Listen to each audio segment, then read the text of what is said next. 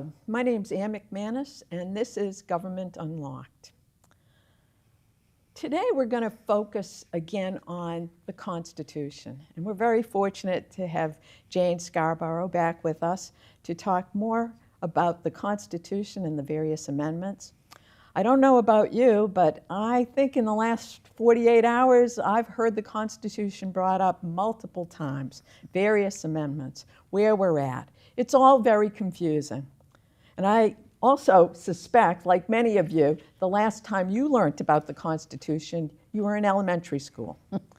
And so what better time for us to dig into it and talk about the relationship the Constitution gives to us between ourselves and our government. It's the game plan for us to know our relationship with our government and what the rules of the game are. So without any further ado, we're going to start talking with Jane again. And I guess, Jane, I've got to go back to, I just have to, because it's been in my head since we last talked.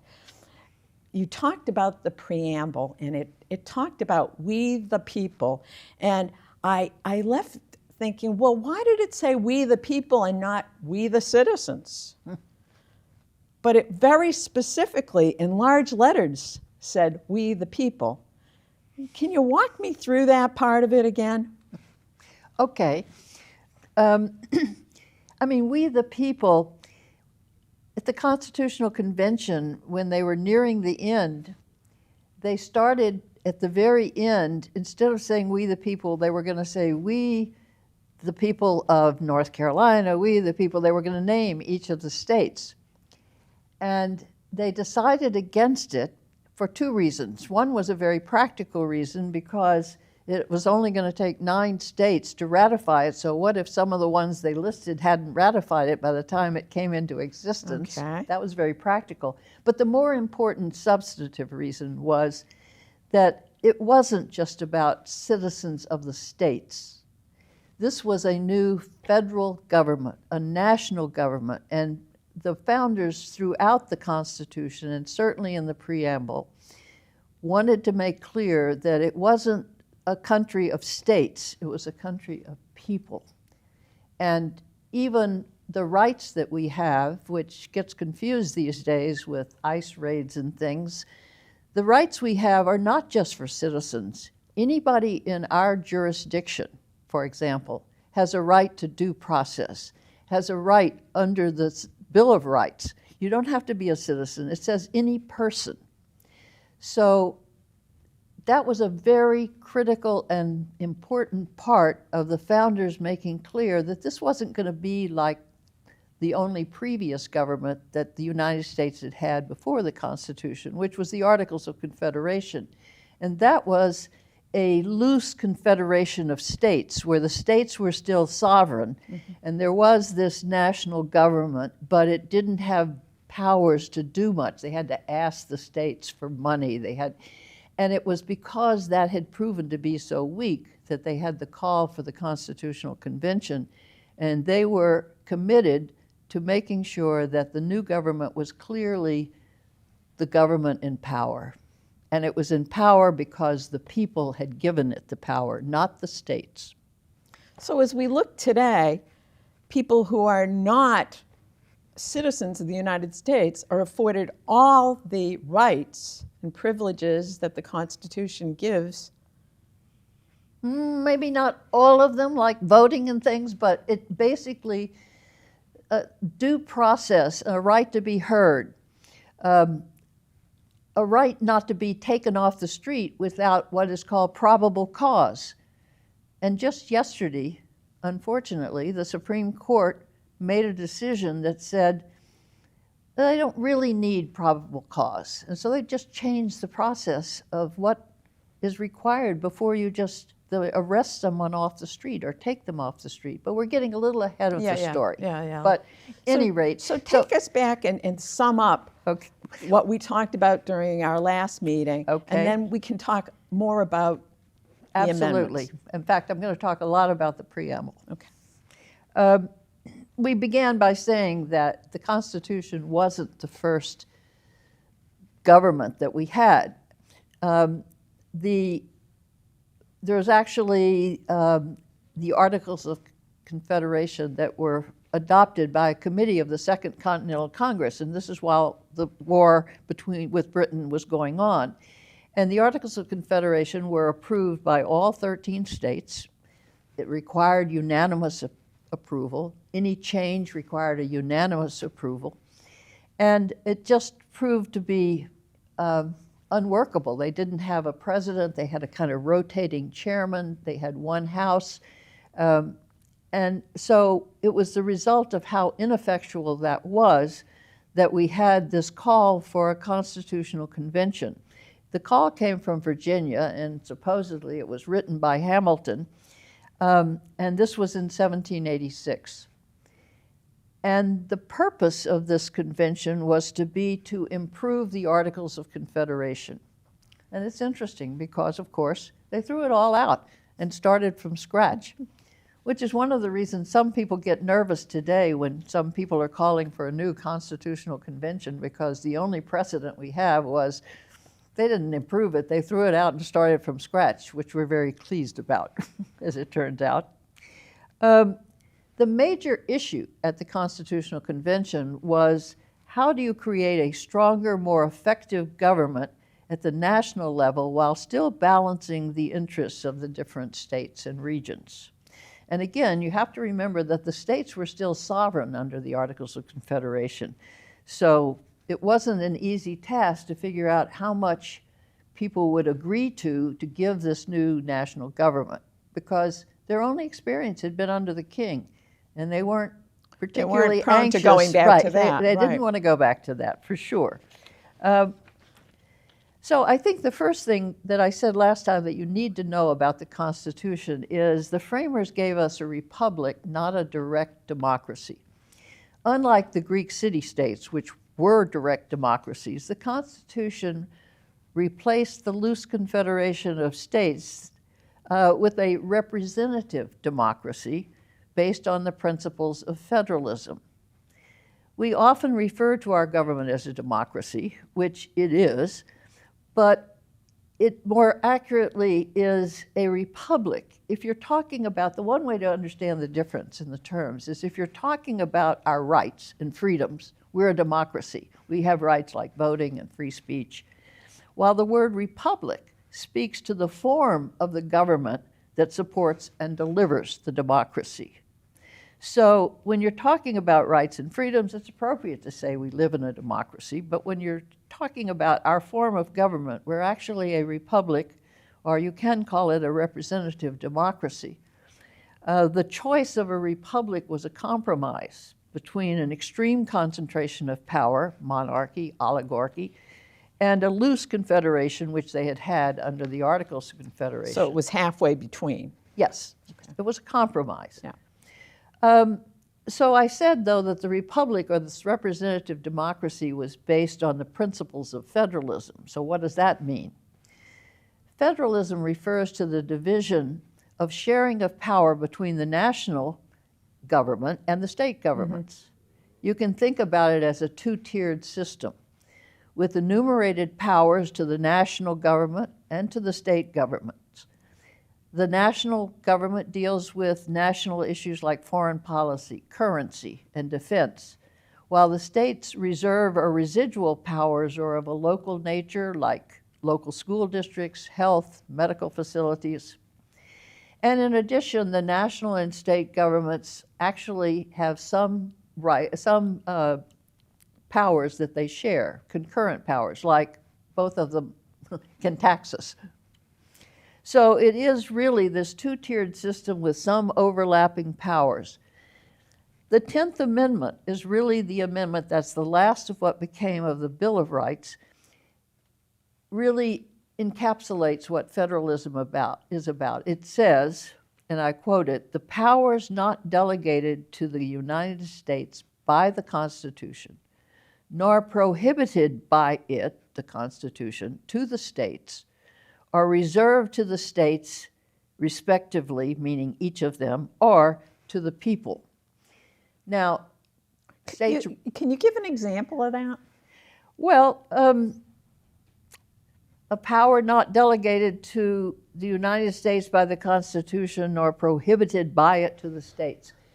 Well, one interesting example is the Constitution really gives the states primary responsibility for holding the federal elections. The only federal piece is the decision of when it is, but the states decide the various pieces of who the electors are going to be, and we'll get into that when we get to the Electoral College, but that's a piece that right now the federal government, the administration is kind of liking to tweak that, and it has no real responsibility. That is a power that is left to the states. So the whole structure of how we vote, the primary responsibility for that is in our state. Yes.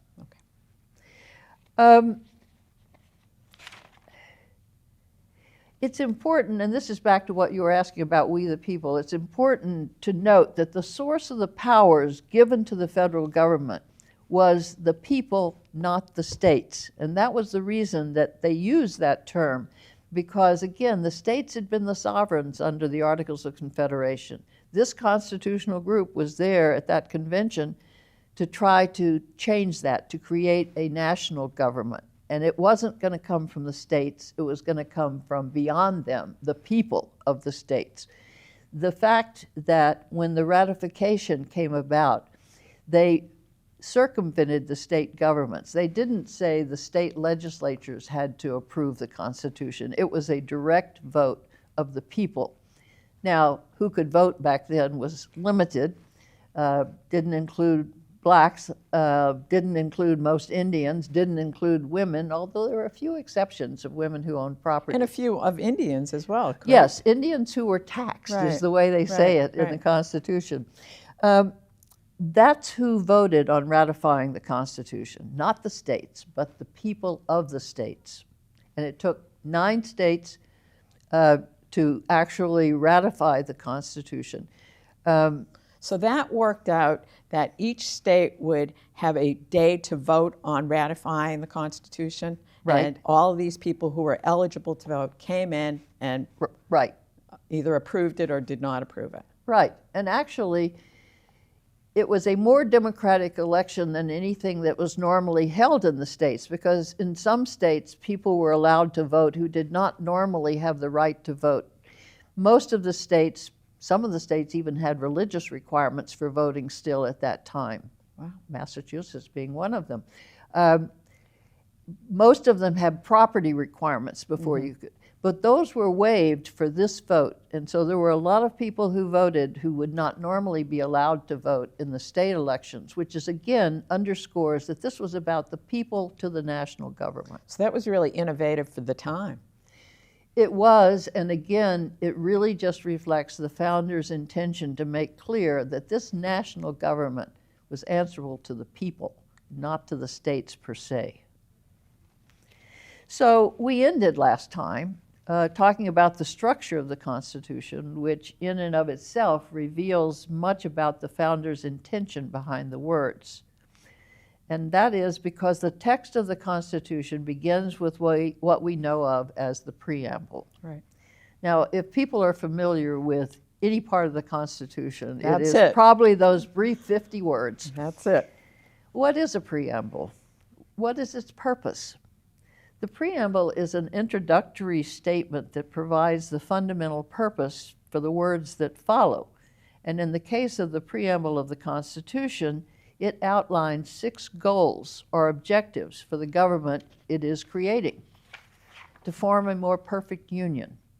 And I must say that expression, to form a more perfect union, suggests that the founders did not think the Constitution was static.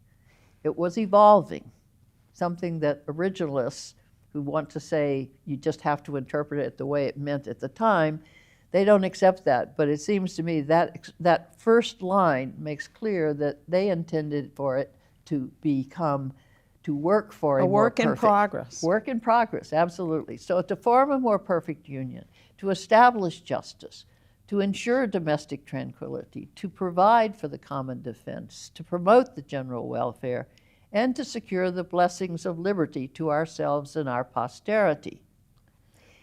It ends with the explicit act of creation. We, the people, do ordain and establish. Now that expression, do ordain and establish, carries the weight of authority. Legal scholars call that kind of statement a performative utterance, meaning the act of saying the words actually brings what it is saying into existence, into force. So in this case, the act of ordaining and establishing by the people brings the Constitution into existence, into force, that last line of the preamble. That's pretty profound. It's basically we, Right. the people, telling the government how it is right. to behave. We are ordaining and establishing you, we the people. We're giving you this job. Right. Not the states, but the people. Yeah. So I do have one question Yeah, on the sure. preamble. Ensure domestic tranquility. What does that mean? Because sometimes I don't feel like there's a lot of domestic tranquility, or perhaps never has been. Well, I think what it really means is the national government would be there. There's another line further on in the Constitution how the federal government guarantees a Republican form of government to the states. And I think it means that this national government is there to back up, if there's the need for them to ensure domestic tranquility. They're not taking responsibility for it individually. That's more a local, has been in the past, a local responsibility. But they are there, and that is one of their tasks, to ensure that the states have what they need to maintain domestic tranquility or peace, not rebellion in their states. Got it. The reason we, the people, the words are so important, even radical at the time, was during the, again, as I said, during the convention, they talked about ending it by listing every state, and for good reasons they decided against it. This was a break from where any previous supreme authority came from in all of the other countries and dynasties in the world at the time. Nowhere else. It came from a monarch, a royal family, a religious order, or a god. It didn't come from the people. This was radical. To say the government got their power and authority from we, the people, was the first of its kind in the Western world. There was the Iroquois nation, you reminded me of this, was a kind of confederacy established by the members of that nation, and they influenced the ideas of the Articles of Confederation, but not so much here.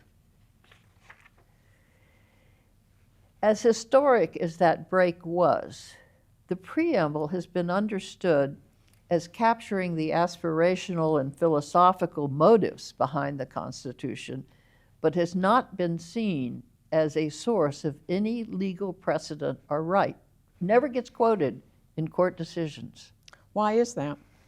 Well, it is again because somehow the preamble was thought to just be aspirational. This is highfalutin words. It's not necessarily the law as the law is. You just don't find it. And I think that's been what some people call law office history. I mean, they just keep repeating cases, but the cases don't refer to the preamble. Never. But it's really interesting. It's the part that was emphasized growing up. The preamble was something I suspect all of us had to right. memorize. Exactly. Well, there's good news. The recent scholars, like the dean of the Berkeley Law School, is a man named Erwin Chemerinsky, and he has, among others, debunked the so-called value-neutral interpretation of the Constitution by textualists and originalists. Those are people that textualists say, whatever the words say, that's what it means. Originalists say, whatever the understanding was at the time it was written, that's what it means. And they say that they do that because it doesn't bring their own values into it, which is, as Chemerinsky makes clear, is ridiculous. You can't make a decision without bringing your own value judgments into it. So they bring their own value judgments, but it's hidden behind textualism or originalism as far as he's concerned. He has argued in particular that the Constitution should be interpreted to achieve its underlying values, namely those 6 aspirational goals set That out are in the preamble. Under his theory, those 6 phrases from the preamble were more than aspirational. They were the marching orders. It hasn't been, there are others that include his theory, who agree with his theory, but he's the leading one who has, and he's a leading constitutional scholar, has really been pushing this. Pushing is the wrong word, but it's been writing. He's writing book after book about it. He has a book called We the People that is exactly about how it should be, the preamble should be the basis for court decisions. And if we look at how the court has decided certain decisions, and if we looked at what their explanation was, what their rationale was, if we then took that same set of facts and looked at what if they had looked to one of the appropriate aspirational goals and had tried to achieve that, what would the decision have been, and would it have come out the same? And So looking at the totality of it is absolutely critical. absolutely. And yet, as I say, you have this whole years of legal history which just kind of builds on itself through precedent and then overturning precedent and then that becoming precedent. And so there is a kind of, I don't know if anyone else has ever used this descriptive, but it is kind of incestuous. It just keeps repeating I was going to say itself. stuck in the weeds. Okay, That well, sounds stuck in the better. weeds, that's maybe a little better, but it is just, Stuck in the weeds without looking at the, looking Right. at the bigger picture of what the entire document says. right. That's what, again, law office history. I studied history of the Constitution before I went to law school, and history looking at the Constitution is a very different view than what you get when you go to law school. So, at any rate, that's where we left off last time. I want to start looking at the actual structure beyond the preamble, what it says. The first 3 articles create the 3 branches of government. Right. The first article creates the legislature, and that was intentional. That is considered the first among equals because the legislature is the closest to the people. It answers more directly to the people. Members of Congress, not the Senate, but members of the House are elected every 2 years. The whole House turns over, or at least potentially can, because it stands for re-election. So it's considered, it's first because it needs to be first. That's where the people have the most influence. And it is given perhaps what was thought to be the most important power, which is what we call the power of the purse, because it has control over government spending. The second, we'll get to whether... And do they form the budget? Yes, they approve the budget. Various departments propose budgets and the office of the budget. But it is all ultimately- gathered. Yes, and ultimately they are the ones that approve it. Both houses, both the House and the But Senate. it starts at the House. Well, the House ultimately has the final say. It goes into committee between the two, between the Senate and Senate and the the House if House. there's differences, but the House finally has the final say. The second article is the executive, and it's charged with enforcing the federal law and with being the civilian head of the military. So its power is often referred to as the power of the sword because it's the enforcer. Finally, the third article is the judiciary. And it's given somewhat short shrift because it establishes one Supreme Court, and such, it says, inferior courts as the Congress may from time to time ordain and establish. So it just creates the Supreme Court and then leaves it to Congress to establish other courts at the federal level. So the structure of our judicial system as it is was really organized by Congress. Yes, in the first Congress, they passed a very important, the Judiciary Act of 1801 was very important. And, they set up basically the outline of what we have today. It's grown in terms of circuits, but it's basically the same outline. All judges appointed under the Constitution are federal judges, and are referred to as Article III judges because they have life tenure under the Constitution. Was there a reason they went with life tenure?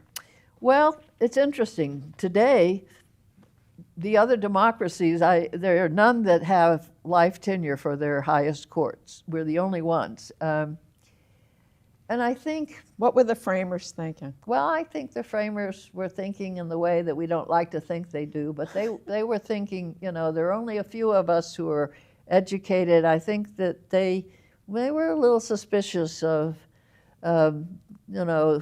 Giving too much latitude? Yeah, that, you know, again, it was a time when, you know, the people that were in that Constitutional Convention were the cream of the crop. I mean, and of course, there were a lot of people who weren't there that we always think were there, like Jefferson. Jefferson was over in Paris, so he wasn't there at all. John Adams wasn't there. At the time, Hamilton and Madison, when they were going through the ratification debate, they called the judiciary the weakest branch. Partly they said that because they wanted to make sure that the people voting for ratification wouldn't see this Supreme Court as something like the Star Chambers or something from the European model. But they also said it because the court has a very passive role. It can't just decide it wants to decide something about something that's happening. It has to have a case come before it. It doesn't give advisory opinions. A lot of the states' Supreme Courts or highest courts do give advisory opinions, including the SJC here in Massachusetts. But the Supreme Court can't give advisory opinions. It has to wait for cases to come to it. So it can't preemptively give an opinion on a subject that may be something the whole country's interested in. Right. It has to wait until a specific case is accepted to go into the Supreme Court, Yes. and then they can make... Right. Now, they put out little feelers. I mean, you can read in the dissents of Thomas and Alito at times, Justice Thomas and Justice Alito, where they suggest that, I'm thinking in particular of the Obergefell case, which is the one that gave gay marriage made it constitutional. In their dissents, they suggested that that was an overreach and we should think about rethinking that. So they put out, dissenters often put out what they see as a mistake in a decision and kind of... But that's after the fact, It's right? after the fact, but it's kind of saying, hey, out there, if you want to get this another way, you need to bring us the right kind of case. So they can influence it indirectly, but they can't really ask for a case to come before them. But it's reactive as opposed to proactive. Yes, so it's passive. Yeah. And it's both passive and it has limited jurisdiction. There's not just any case that can come before them. So the two things, the fact it's passive and the fact that it can only hear certain kinds of cases, is why Hamilton and Madison persuaded people that this was the weakest branch. I must say, in my opinion, that seems to be true right now, but at any rate, I'm not happy with them right now. But it was intentional to make it the weakest branch. Well, it was intentional, yes, to make sure that it wasn't going, again, all of this, the founders used a concept of separation of powers and balance to make sure no one branch became more powerful than the others. And more on that in a moment. Okay. The court can only hear issues that are called justiciable. Now that's a fancy word that just means eligible. Those that are eligible for it to hear. Justiciable means are eligible to come before the justices. The first step in getting a hearing before the Supreme Court is for lawyers to file what is called a petition for certiorari. Certiorari is another big Latin word. It's hard to spell and say, so usually certiorari is just referred to as cert. Okay, so what does it mean? What it means is that it's a formal request to the Supreme Court for them to review the decision of a lower court. They get about 7,000 to 8,000 of those petitions every year. So how do they decide which ones to? Well, they have clerks, law clerks, who go through them, summarize them, but ultimately they have the court meets every Friday in closed conference, just the justices. The junior justice has to go get the coffee or request a book. Get if the somebody- donuts. Right, get the donuts, right. But they decide then on those. So they actually look at the 7,000 to 8,000, Someone looks at them. and then they're They screened, get, and then yeah, they come to them. you know, And winnowed but they out. talk it over. They talk it over, and often, if there's not a clear kind of view, they will keep reassigning it for the next conference. And some of the more sticky wickets get reassigned and reassigned and reassigned until they finally decide what they're going to do with it. So they kick it down the road. And they take it up the next conference. They keep reassessing it. Is that because there's disagreement?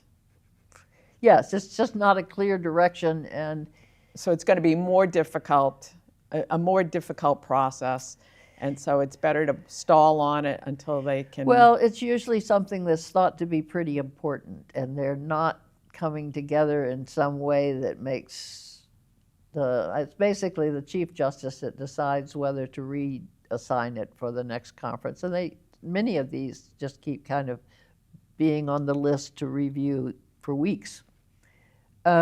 So the first step is lawyers file a cert petition. The court decides which of those petitions they're going to review. There is what's called the rule of 4. It takes 4 justices to accept cert. Doesn't take a majority. So it takes 4 to decide it's going to go forward. Yep. Okay. And again, in the various periods of the court and its conservative and liberal directions, those 4 get to be pretty recognizable depending on what the issues are. The word certiorari is Latin for meaning to be informed of. So they're asking the court to be informed of these set of facts and this decision and review it. So when you think about it, how many petitions come before them and how many they look at, in recent years, out of 7,000 to 8,000 petitions, they hear fewer than 65 cases. Now that tells you how little comes before the Supreme Court, and therefore how important those cases that come before the Supreme Court should be. It also tells me, though, that the remainder of the 7,000 to 8,000, the determination that was made by the lesser court stands, correct? Yes. So I think most people think, we hear about the Supreme Court, we know about it, it gets lots of coverage, but most law is made by the lower courts. The lower courts. Much of it made by just the federal court, which is the trial court. The next court is the circuit courts. The circuit courts most of the law is made by the circuit courts. And there are 13 circuits. And there is a justice who's in charge of each of those circuits. That is the justice that if there is a emergency petition or something, they're the ones that it first goes to. The whole decision or question about whether to add justices to the court has an interesting piece because the courts are they're way obviously overworked. They have way more than they can deal with. And we should have, at the time when it was established, there was a circuit court for each justice. But now as circuit courts grew, it would be nice to have 13 justices rather than the 9, because now several justices have more than one circuit that they have to cover. So there's some good arguments other than just court packing, which usually gets referred to from the Roosevelt years. There's some good reasons for thinking that we should add some justices to the court. But that's not going anywhere right now, I don't think. And I know the whole issue of term limits has come up as well. Yes, well, there was a case that came up. Can you talk us through, though, I know there was just recently a ruling by the Supreme Court to allow ICE to pick up people based on some, racial profiling, you might call it that. That seemed to happen pretty quickly. So how did that work? Well, that was just decided yesterday by the Supreme Court.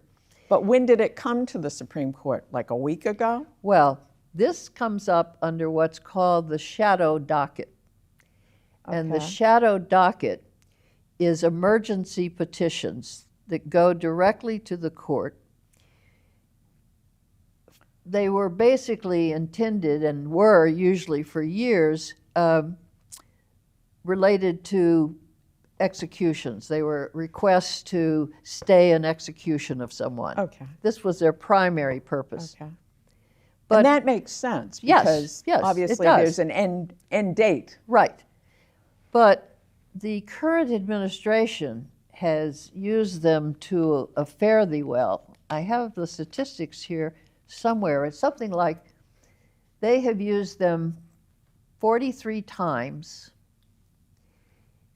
in the, at this point, almost 5 years of the Trump administration, the first administration and the beginning of this one.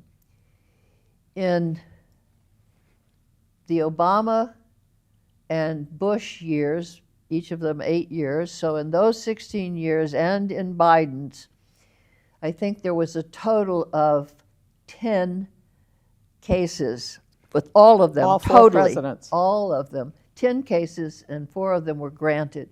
They, the current administration is using the shadow docket to circumvent decisions by the lower courts to expedite policies that they are pursuing. And the problem, in large part, is when they make a decision under this shadow docket, there is no sign, they don't sign it, there's no explanation, it's just the order.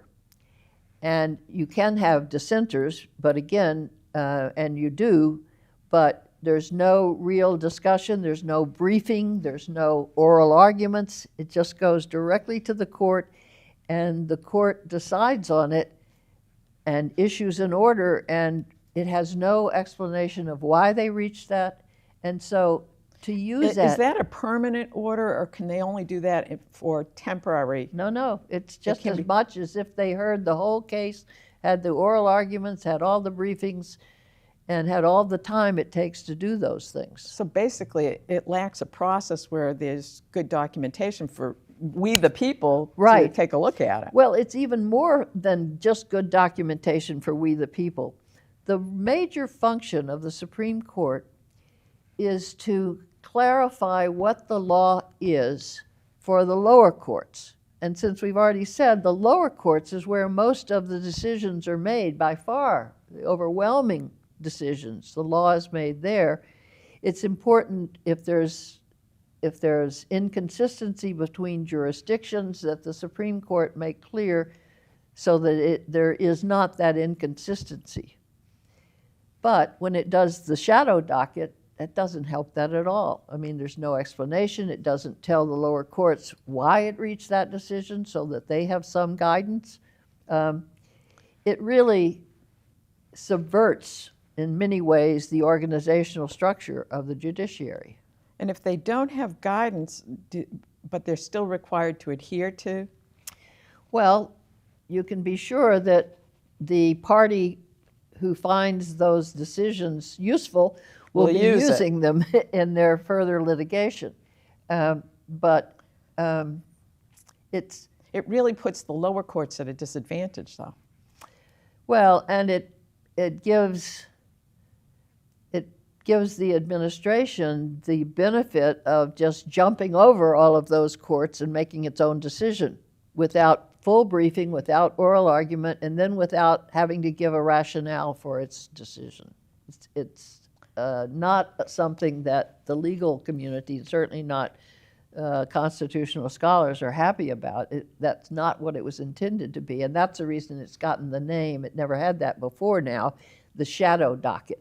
It's not a docket that is out there and seen and anticipated and The formal name is an emergency.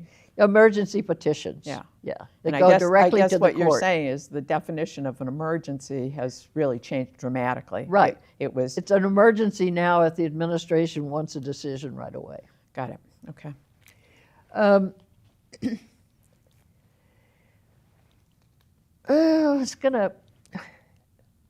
The powers, the distribution of the powers among the branches, as I said, was intended to keep any one branch from becoming all-powerful. Under the current administration, however, President Trump has systematically usurped congressional power without any real objection from the Republican Party. Is this what we mean when we're talking about all these? I mean, I think I hear it almost on a daily basis, a number of executive orders. Yes, the number of executive orders And where is the executive orders really described in the Constitution? they aren't. But the executive, the first word, the first sentence of Article 2 of the executive says that the executive power shall be vested in a president of the United States. That's the sentence. The executive power shall be vested in a president of the United States. Now, the founders at the convention discussed whether to have one president, whether to have kind of a council, Co-president, yeah. council of revision, the way under the colonial charter some of them had.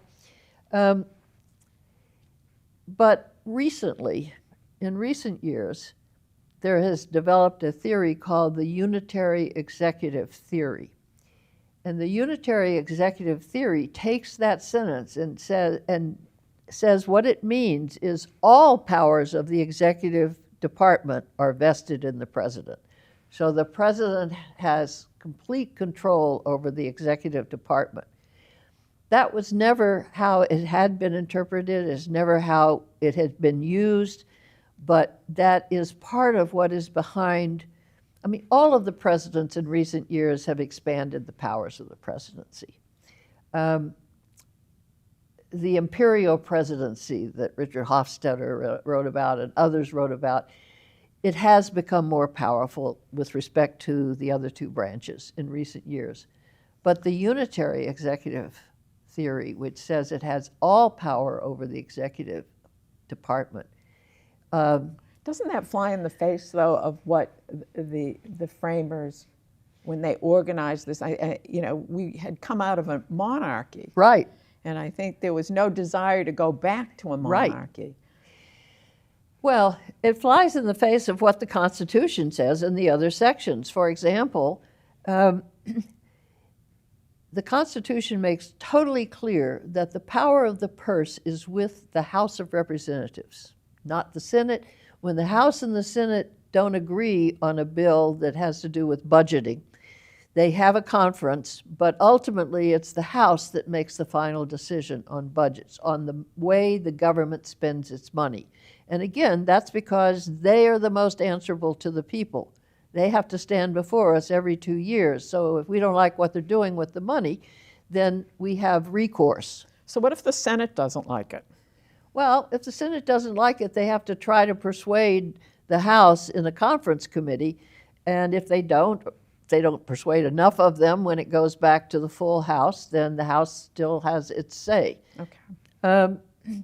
But in this case, the president has recently withheld or withdrawn over $400 billion, that's with a B, in approved federal funding allocated by Congress to multiple departments and agencies, including FEMA, the Federal Emergency Management Agency, including the the National Institute of Health, including NOAA, which is here locally.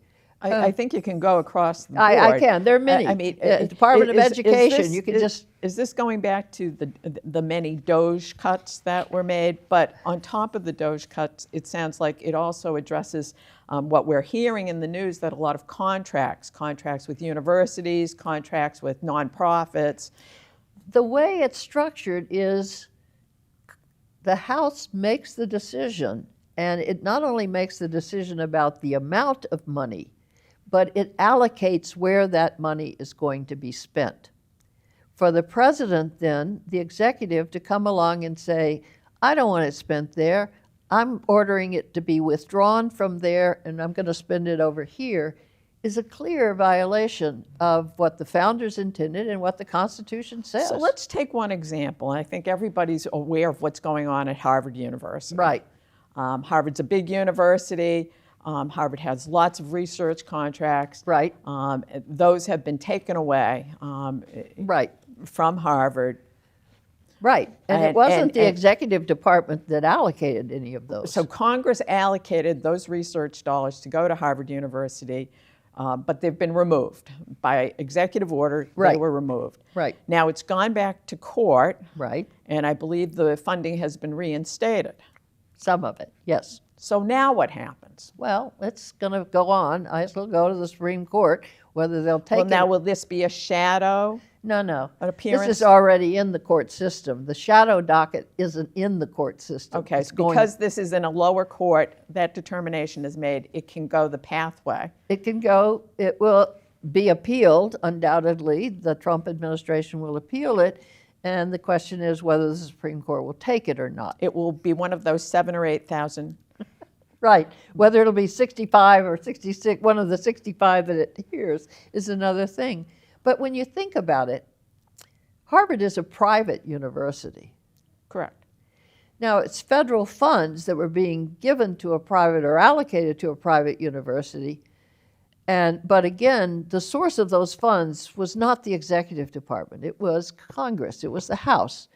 And so to take them away, I think the reason it was reinstated is the lower courts said, you can't do that, and reinstated it. We'll see what happens as it goes up. This is the way it's supposed to work. That's the way it's supposed to work, right? But I think it's really interesting because a lot of the cuts that we've seen recently, we're hearing they're being made by executive order as opposed to Congress, Right. who in fact gave the money. Right, for And- that purpose. And of course, if I'm given a contract to do work, I hire people, I get equipment, Right. I do all sorts of other things to make the reality happen. Right. And if that's pulled from me, that has a huge impact A huge impact. on we the people. It does. And particularly in Massachusetts, for the medical research and all, because we have, the premier hospitals and the premier medical schools here that are doing so much of the research. So it really, it's very distressing and the fact that it got reinstated, and I said most of it because I don't think all of it did, but most of it did, because I don't think Harvard was a party. I don't think there were other parties to the case. So Tufts and Northeastern, there were other universities, BU, BC, that got monies. I don't think the order just applied to the Harvard ones, as far as I know. Well, there've been you can go across the board. There've been a lot of cutbacks, and the impact they have on Right. fish and wildlife, Right. Space exploration, you name it. Environmental is huge. Yeah, environmental is huge, and also emergency management. Well, you look at two things that got emergency management is for when there is a huge, and there have been lots of them these days because of what's happening with climate, but the wildfires, the hurricanes, Absolutely. the floods. So they're there to help in those cases. NOAA, which got cut, is there to tell you a hurricane is coming. Yeah. And so you don't have preparation and you don't have support when it happens. I mean, that really affects all of us. Yeah, the local communities can be radically impacted by those kind of Yes, things. they can be. We're coming to a point where we're going to have to end our conversation. So I do think focusing on the role of Congress and the role of the judiciary is really important. And I think most folks, I'll include myself in that, you think of the presidency and you think of Congress as all working together, but Right. it's very clear that Congress has a certain responsibility to manage money. Right. And it sounds like it's getting short-circuited somehow. Well, and think about how many times we seem to come up to these deadlines where the government's going to shut down because Congress hasn't voted for the money. I think they're talking about maybe it's coming up again. So it's critically important, and it's a very important role that Congress has to play. And if Congress isn't effective, isn't efficient, isn't functioning well, then that's the piece that really becomes very problematic, because that's what the government runs on and what the rest of the country runs on from its support.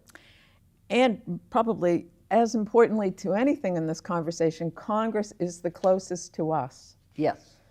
We elect them every 2 years. Right. We If we're give not them happy with them, we have a chance to let them know Right. that.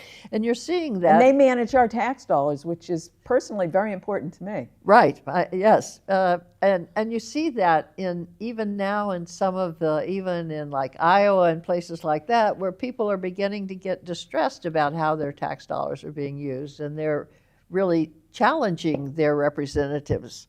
I think that some of these town halls have been eliminated because people are not happy. But that's the reason the House does that, is that they do have to, whether they go to town halls or not, they're going to be on the ballot soon. Yeah, and their role is absolutely critical insofar as it's managing the programming and the Absolutely. focus for federal government in, making our country a better place. I mean, Right. certainly research is important. Climate change, it's there. So there are a lot of important critical things that Congress really has to fund to support the success of our country. And I believe I'm correct in saying this last Congress, the one that ended before Trump took office for his second term, had done the fewest bills or work of any Congress in recent history, for sure. And when that's not happening, I mean, a lot isn't happening that affects the people.